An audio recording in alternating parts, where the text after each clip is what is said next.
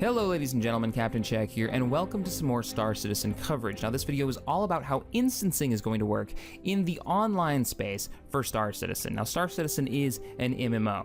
We're going to be comparing it a lot to EVE Online and games like Battlefield, War Thunder, World of Tanks. Alright, so let's just jump into how servers are going to be set up. Now in a normal MMO,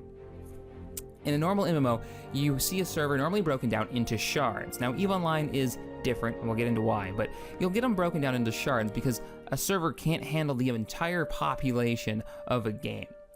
All the players in one game. You just can't do it, and computers to right now can't render that many characters, at least not to the fidelity of, say, Star Citizen. Those ships are so detailed.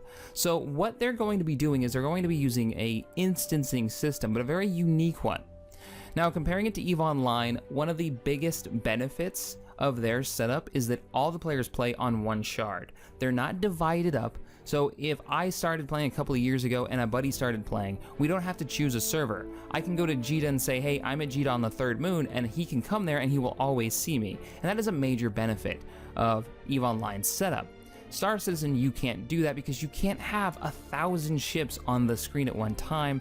They're just graphically, it's not possible. It would just bring that game to its knees. Not to mention, and this is the big part, combat in Star Citizen is real time. It's more simulation than it is EVE Online's calculations going on in the background. EVE is you find your target, you set it to orbit, and it keeps the bandwidth requirements way down. But it allows them to have thousands of players firing at each other. So I'm not dissing on EVE Online. It's actually a really cool system they've got for what they're doing. I personally prefer a more real-time aspect to my dogfighting, which is what Star Citizen offers. The way they're offering it, though, is a really cool server system. So we're going to look at the server from the largest scale, from the macro scale.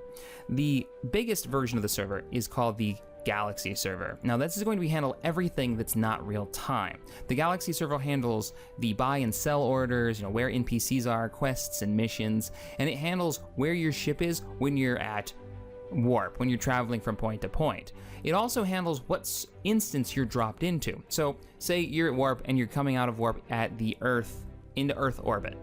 Well, right before you come out of warp, the Galaxy server will look at you and say, okay, you've got friends online. You've got an empty server and your friends are already online, so it's going to put you with your friends, or it's going to put you where there's a server with slots open.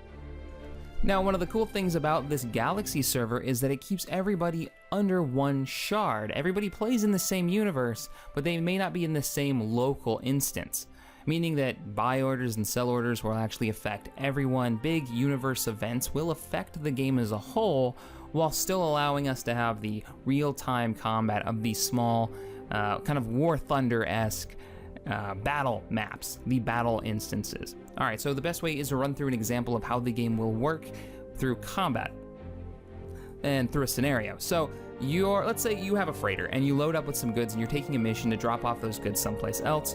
Your buddy's like, yeah, I'm gonna be in the local area, but I'm not gonna take you all the way there. So you land at Earth Space Dock, you take on the order, you load up your cargo.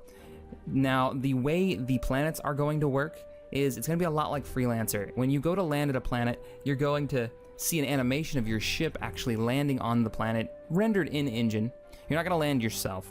And then you're going to have the buttons that you can click where you can go to, say, the bar or the ship vendor, the different areas on the planet that you can go to. Now, the bar is the only social one that we're aware of right now, a social area you can go. You'll see other players there. You'll be actually dropped into a bar version of an instance, and it will, designate that based on other players that you know, friends, people of interest, and you'll see them, and you can actually talk to the bartender and say, hey, do you know of so-and-so, and you can actually go to their version of the bar instance. But everything else is just kind of click the NPC that you want to talk to and you'll get the information you need. Maybe it's a mission or do your trading. All right, so you get your stuff together. You leave the planet through another in-game rendered animation of you lifting off from whatever the dock is and flying off.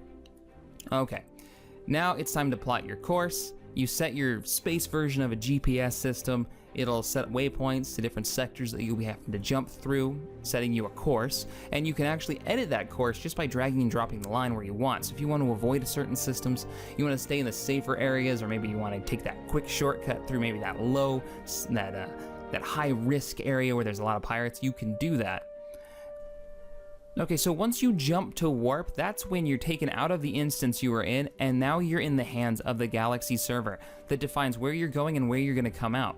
Now, en route to wherever your objective is, say it's this planet, this water planet that you're heading toward that you need to drop these supplies off of, you get dropped into an instance based on the galaxy server with some players, some pirate players. Now, the way the combat is handled with these instances and the way PvP is going to work is you're actually going to have slider bars that you can define how much PvP you enjoy. So say you hate PvP, you don't want to play against players, you want to play this with your buddies, you want to play in a cooperative kind of setting, you don't want to play against other players, you can turn that bar all the way to 0, and you won't get dropped into matches with players all that often, if at ever. And you can play the game totally as a cooperative or single player experience, even while being part of the overall galaxy, while actually affecting the universe itself in the persistent universe by, buying and trading goods and whatnot.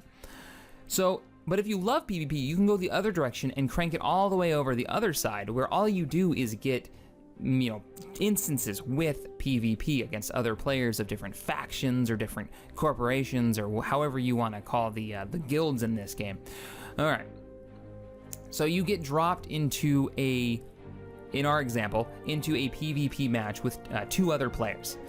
On your way, you got caught by pirates that are waiting out in a certain area, in that area that I said was maybe high risk, and now the galaxy server will drop you into an instance designed based on the area you're in, based on who you're up against, and it's going to actually compare your skills based on your statistics to the skills of the people you're up against. So you should be playing with somebody who's at least close to your skill level.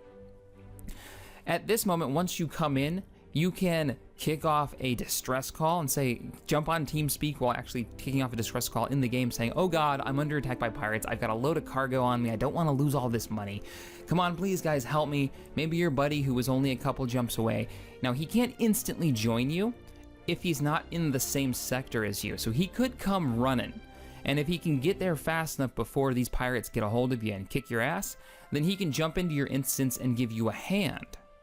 Meaning that people can actually patrol areas of space to keep their friends alive, keep them defended. Patrolling an area can actually work to your advantage and let you jump into battles. All right, so you sent out the distress call. Say your buddy isn't near you. Say he's jumps away. He's sectors away. He'll never get to you. If you're in a ship with multiple seats, it's a multi-passenger ship, like I think it's the Constellation is one of the bigger ones, you can have him join in instantly as a crew member, and he'll actually pop up inside your ship, as his human character, and be able to, run over to one of the guns, or in the case of, and I think it's the Constellation, I have to check that, he can go into the little pocket fighter that the ship has, and go fly the fighter and defend you with that. Or use the guns, like I said, or even cooler, he can fly the cruiser-sized ship you're in, the big ship you're in, while you jump into your fighter, jump out of that docking bay and go kick the crap out of those pirates.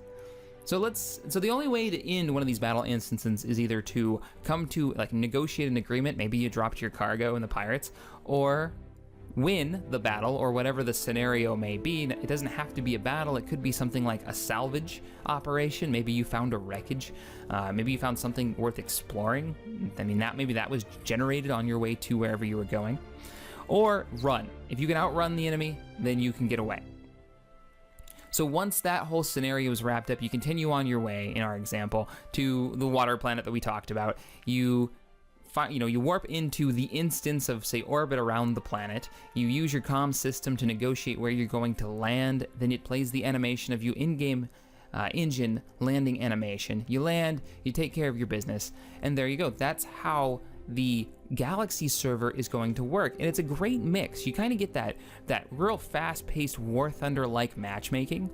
At the same time, you get the persistency of a large universe where you can make and affect different things. And I'm really excited about how this is going to work with factions, because think if you're in a big group, or maybe you're in part of an NPC military group, where I'm part of the military, the actual, the Star Citizen Squadron 42. I stuck around with that military, and I'm patrolling for pirates in a high risk area. And actual freighter captains will be sending off distress signals saying, you know, oh crap, we're under attack, we need help. And I'll be able to bring me and my buddies, my wingmen, into those fights if we're close enough and can get there in time to help those poor freighter pilots. The other way around, you know, pirates could kick off, hey, we need some help, we got a bit of a combat action going on here, we need more pirate reinforcements, they'll be able to warp in more ships. It's a neat idea, and I can't wait to see how it really turns out. Another aspect of this kind of instancing that I really like is those slider bars, because it's going to allow players, say you hate PvP and you start on Star Citizen, if you've never played a space sim before, to kind of dip your toes in the water and get a feeling for how the combat's going to work. You're fighting against a lot of NPCs, and then as you get better and better in the game, maybe you want to try PvP, so you can take that little slider and move it just a little bit. So maybe 1 or 2 of these instances out of 10 will be a PvP instance, just to kind of give you a taste of what the PvP is like. Now there's also areas where PvP is rampant, like that's all you're gonna find, and those are the ones that are the most lucrative. You can't decide whether you don't want PvP or you do in these sectors. It's all just full-on PvP all the time. They're high risk, but they're also high reward. Some of the best missions will be out there, some of the best resources for mining will be out there. So there's kind of a draw on reasons to go out there and for reasons for players to actually go out there and pirate. Now, the last thing that I want to mention that's a really cool concept that they're using is Squadron 42 is the single player, the initial release of Star Citizen before the Persistent World comes out. And they're going to have this system that's a lot like Demon Souls, that you can have these drop-in, drop-out multiplayer experience where if you check the box or you actually turn it on so players can jump into your system or into your single-player game, you could have friends come in and take over your wingman AI buddies and play it cooperatively. Or if you want to boost to the XP gain and the kill rewards, the actual in-game rewards for doing the single-player, you can have it so players can jump into the enemy elite pilot slots, and now you're playing against players in the single player campaign that are taking over those bad guy like elite pilot forces. Now you're gonna have to defeat a real player with a, you know, with actual talent and skill behind the joystick, and I think that's gonna make the single player way more fun. I mean, look at Dark Souls, where you had players that could come in and they could come in as the Blue Phantom and help you, or the Dark One that would come in and could kill you for XP and game rewards. It's a really neat concept. I mean, how many games do that in the single player campaign? Not very many. I mean, I can only think of 2 off the top of my head. Alright guys, well that wraps up this look at how servers are going to work, how instancing is going to work. Now, I've never been a big fan of instancing, but it really sounds cool. I like this idea a lot. So let me know in the comments below, what do you guys think? Is this going to be a hindrance to the game, or do you think this is going to be one of those great systems that makes the game way more playable? Alright guys, well that wraps up this episode. If you enjoyed this video, hit that thumbs up button, subscribe here to TGN for more gaming goodness, and as always, thanks for watching. I will see you guys next time.